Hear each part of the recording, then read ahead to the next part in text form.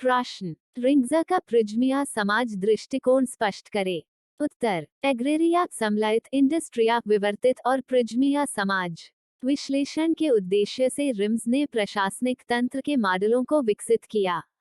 सन 1950 के दशक में उन्होंने समाज को दो समूहों में विभाजित किया, एरिया, सम्मिलित और इंडस्ट्रिया, विवर्तित। एरिया में संदर्भ यह है कि जहां पर पारंपरिक आर्थिक प्रणाली का उत्तर औपनिवेशिक समाजों में अधिक वर्चस्व है, जैसे निर्वाह कृषि अर्थव्यवस्था, जहां पर किसी भी प्रकार के आधुनिकीकरण ने स्थान न लिया हो, तो वहां पर मौलिक रूप से पारंपरिक निर्वाह अर्थव्यवस्था के साथ साथ सामाजिक व सांस्कृतिक व्यवस्था भी उपस्थित रहती है। उदाहरण के लिए, सन 1950 के दशक में चीन, इंडोनेशिया व फिलीपींस, इन समाजों में एकल संरचना कई संख्याओं में कार्यों को संभालती है। इन समाजों की अर्थव्यवस्था पारंपरिक तरीकों जैसे वस्तु विनिमय प्रणाली पर आधारित है।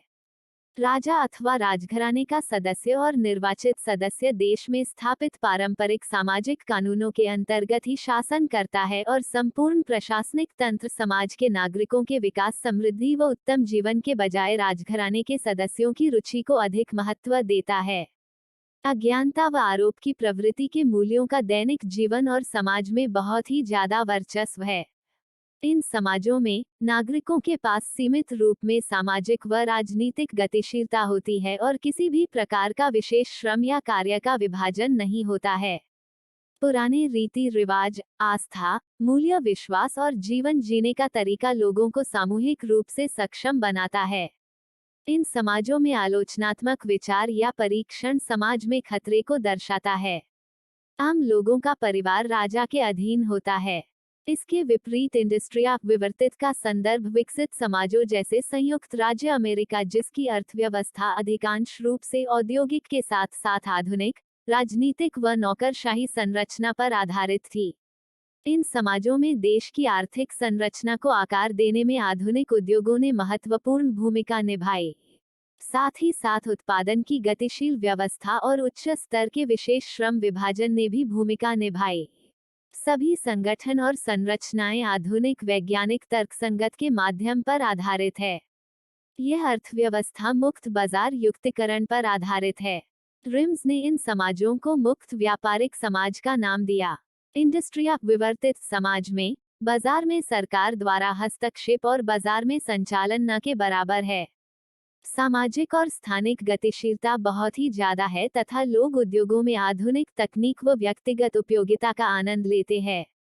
राजनीति में लोकतांत्रिक मूल्य जैसे व्यक्तिगत स्वतंत्रता, समानता, न्याय देश की राजनीतिक संरचना के लिए परम आवश्यक है। राज्य की मनमानी के विरुद्ध व्यक्तियों के पास कुछ मौलिक अधिकार होते हैं। चुनावों में भाग लेने का अधिकार भी नागरिकों के पास होता है और वो बड़े पद पर भी चयनित हो सकता है। सार्वजनिक राजनीतिक जीवन में मुखर मूल्यों का अधिक फर्क नहीं पड़ता और नागरिकों के विकास, खुशहाली व उत्तम जीवन के लिए सरकार जिम्मेदार होती है। यहाँ पर स्वतंत्र नागरिक सामाजिक संगठन आम नागरिकों की रुचि की रक्षा करना होता है और सरकार की प्रतिक्रिया नागरिकों के अधिकारों की रक्षा होता है।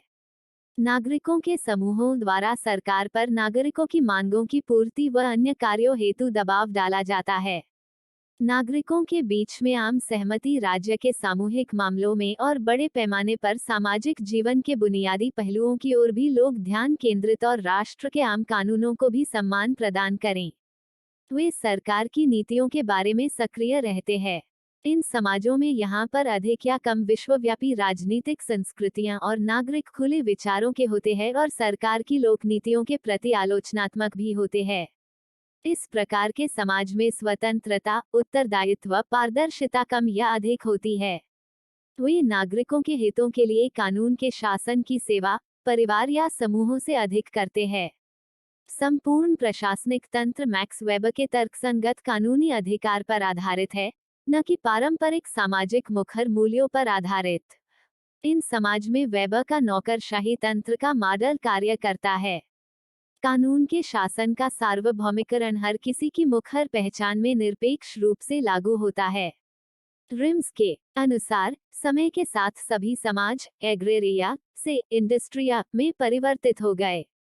उनके अनुसार एग्रेरिया कार्यात्मक रूप से विस्तारित समाज हैं, जिसे सम्मिलित समाज के नाम से भी जाना जाता है। प्रधान समाज में विभिन्न सामाजिक व आर्थिक कार्य मुख्यतः कार्यात्मक रूप से विस्तारित होते हैं।